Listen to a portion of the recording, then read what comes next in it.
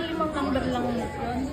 So guys, ganito tumaya na 539. Mamili lang kayo 5 peraso. 1, 2, 3, 4, 5. Tapos ang panalo nyo ay dito. Kapag kayo ay nakadalawa, may 50 kayo. Pag kayo ay nakatatlo, may 300. Kapag nakaapat kayo, 20,000. Ito ay may tax na to ha, 20% tax. Tapos ito, kapag nakalima kayo, may 8 million kayo. 20% tax din siya. Tapos, kung paano naman tumaya dito sa bingo, ito. Mamimili kayo kung ilang number. Kasi ang lalabas dyan sa monitor ay 20. Dito, pwede kayo mamili hanggang 10. For example, ito, tataya ako 5. 1, 2, 3, 4, 5. Ito na yung times. 25 NT nga pala to. Kasi times mo siya sa 3. So, ang panalo mo, pag nanalo ka, times 3 din siya. So, tatayaan mo ay 75.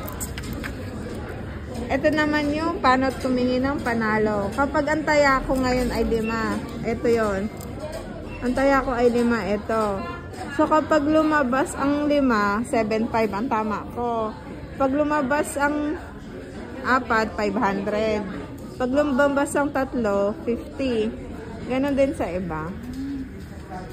Ito naman tumaya ng 39. Ang result neto ay kagaya dito. Pero dito sa 39, ang matatayaan mo lang ay 2, 3, 4. So, mamimili ka dyan. 1, for example, ito yung pinili ko. 2 lang pipiliin ko. Ang bayad dito ay 25 NT. 25. Tapos may times din siya. For example, times 4, di tataya ka ng babayaran mo ay 100. Ang panalo mo naman ay eto. Kapag nakadalawa ka, di ba dalawa yung tinayaan mo? Kapag lumabas yon, may 1, 1, 2, 5 ka. Kapag 3 ang tinayaan mo at lumabas lahat yon, may 11 ka. Tapos kapag yung 4 lumabas lahat, ito yon. Ita-times pa kung ilang beses mo siyang tinayaan. Good.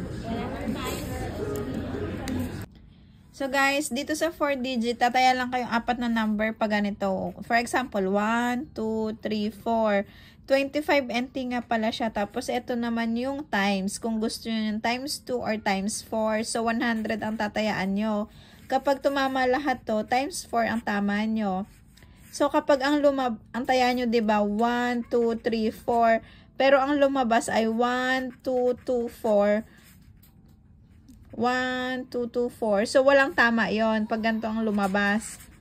Hindi kayo tumama. Pero kung ang lumabas ay 1, 1, 3, 4, tumama kayo ng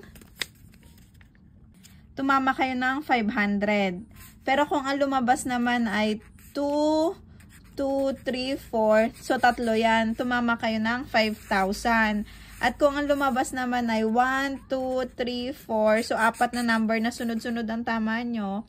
May tatama kayo ng 50,000. Tapos, kung times 4 nyo yon, so, 50,000 times 4.